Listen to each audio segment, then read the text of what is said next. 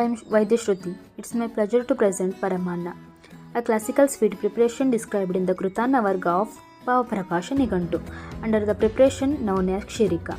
Paramanna, also known as Payasa or Kshirika, is regarded as a nourishing, wholesome and auspicious food in the Ayurvedic tradition.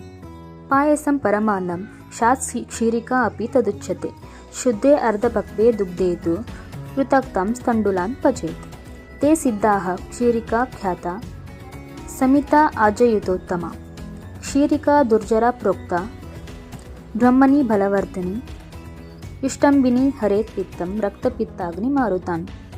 This is explained in the Bhava Nigantu of Krutana Varga.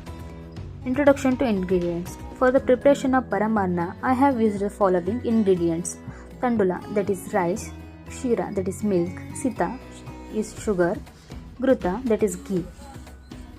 Badam flakes are used for garnishing. Method of preparation. I first gently roast the tandula, that is rice, in a gruta until it becomes aromatic.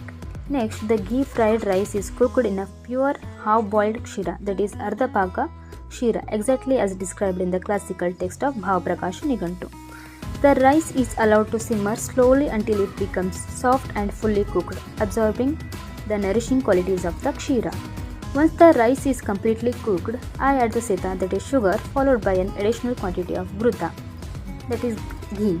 This enriches the preparation, improves the texture and enhances its nourishing qualities.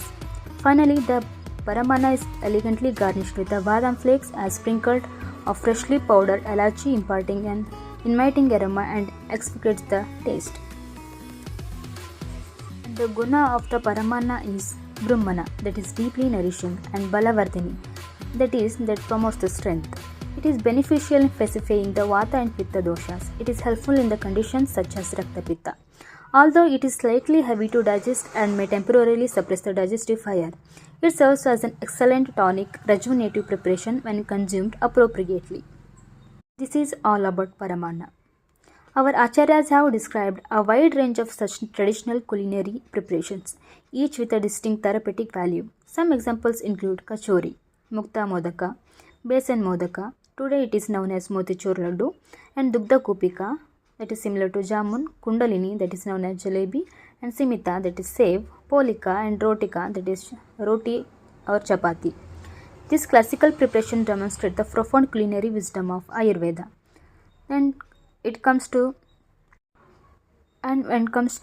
use of the gruta, in many such preparations, gruta is preferred over oil for frying. This is because excessive use of oil may lead to vidagdhata or digestive irritation. In contrast, properly processed gruta is considered as a tridoshahara.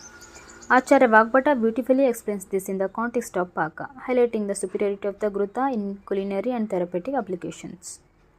Thus, this has been prepared strictly according to the reference from the Bhava Nigantu, Krutana Varga and Kshirika.